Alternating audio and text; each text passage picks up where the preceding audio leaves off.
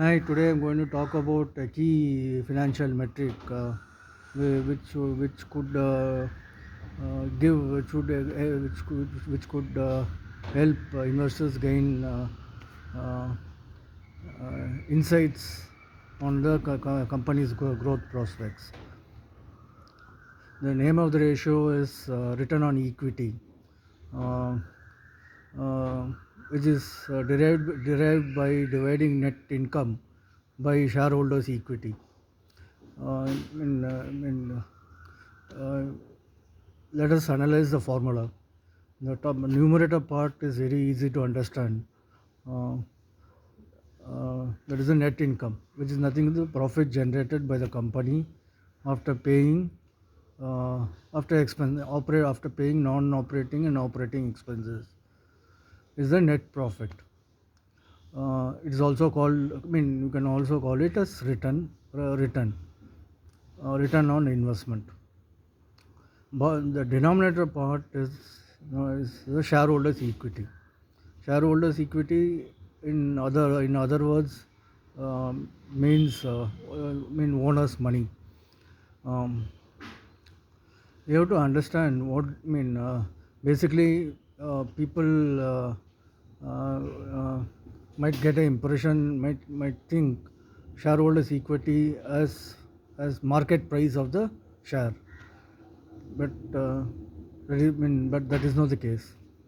Uh, it is based on accounting equation, which talks about how company assets are created by raising funds from equities and liabilities. Basically, companies buy assets. I mean, from equities and liabilities. Equities is the company's own money, and liability is the is I mean is the debt part. We should as an investor, I'm more keen on knowing returns on my own investment. That is on equity. Uh, I want to know. See, the return on equity measures the return on share. I mean uh, on your own investment or equity. So basically, higher the ROE, better are better is the growth prospects. Say, given example uh, to illustrate the concept. Um, Say, my I am able to generate net income of 10,000, for instance, and my shareholder equity value is asset value is 100 rupees. For 5,000 rupees. The asset is created from 50% of equity. Asset is funded from 50% of equity and 50% of liability, which means 5,000 rupees is my equity part. So return on equity will be uh, net income 20,000, means, say for instance 20,000 divided by 5,000 rupees, which is the equity part, of the accounting equation, which says that return ROA is 4, minimum for 400%. So so basically, this measure is used. ROI is used for comparing investments within the same industry. Say for instance, my company is able to generate ROE of 20% against the industry standard of 30%. I need to really look at my strategy. As the ROE of the 30% is seen as a benchmark. So, uh, the other part of it, ROE can be misleading. say because denominator part, the shareholders equity, I mean if it if the value of the shareholders equity is very low, it can it can give you a high ROE, or ROE, return on equity. Say, say for instance, a company has as a liability, say asset which is worth 100 rupees. Equity part is uh, at 10%, and liability part is 90%. That is 90. I fund. I buy my asset with what is it? By borrowing 90 rupees uh, from outside, and I invest my money of 10 rupees. In this case, return on investment will be very high, but it does not reflect the liability component of the company. Let me substitute. Let me give an illustration. Asset value is 100 rupees. Equity part is 10. Equity part is nothing but your own money. Uh, is 10 rupees. 90 rupees is liability part.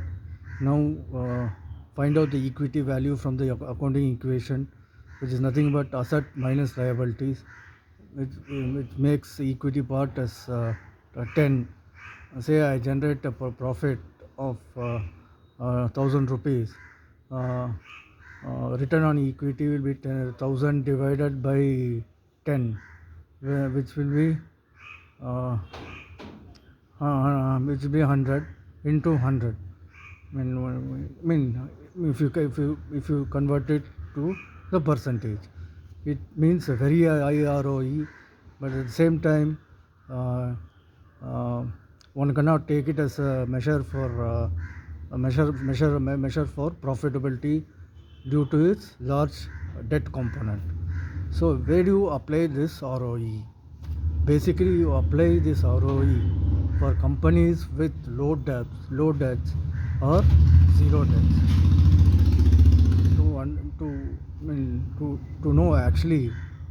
To know actually how much profit, how profitable is the company. Say for instance, I'll take Infosys, which has a debt to which is I think which has a debt to equity ratio of 0.48. This is based on 2020 data.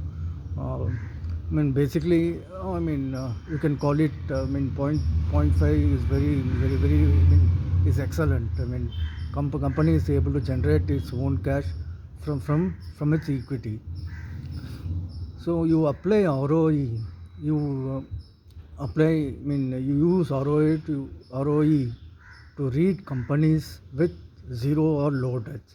Infosys generates a return of generated a return of generated an ROE of 25%, um, with zero 25%. Um, in this case, it signifies high growth because of zero debts.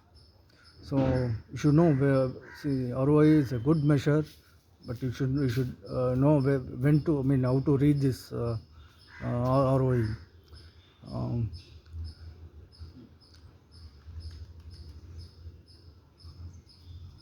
know how to read this ROI, how to interpret this ROI.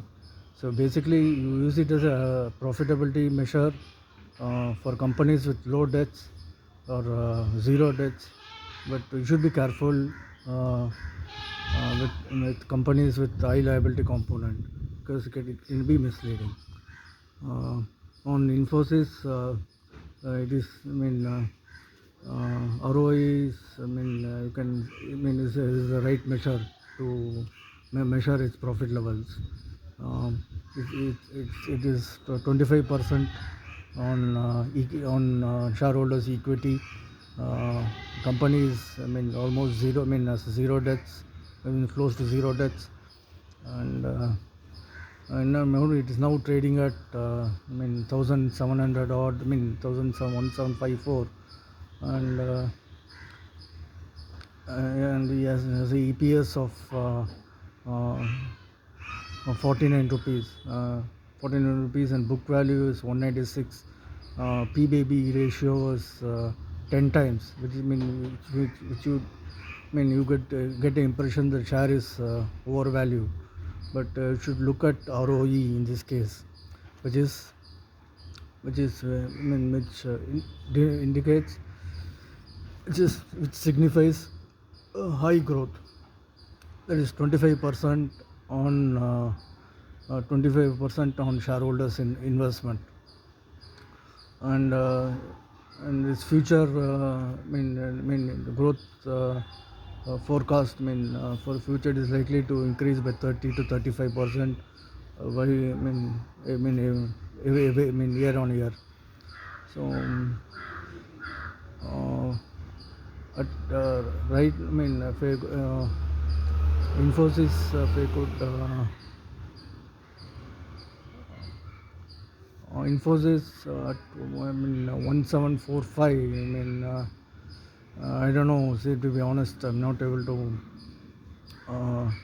evaluate the right price. Based on the current parameters, but its fundamentals are very good, and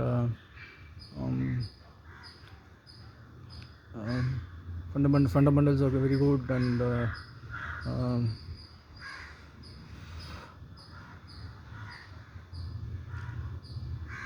you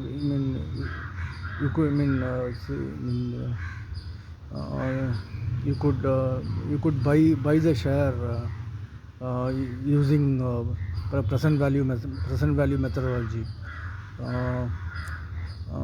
which is which is nothing but the value of the money in 3 or 4 years time.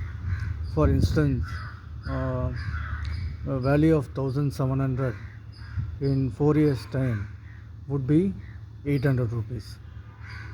As my money value would decrease, factoring inflation and everything. So Infosys is a good buy for long-term future. Definitely not. I wouldn't call it. I won't buy that. I won't buy it for intraday trading. You could, you could see the investment as from present value perspective, which that is value of money invested.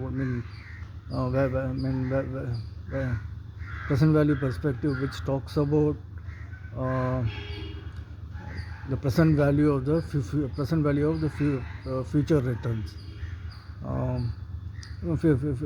Present value of the money in 4 years time. Say 1000. What is the value of 1700? Present value of 1400 in 3 years time, discounted at 8% or something. You have to factor in inflation.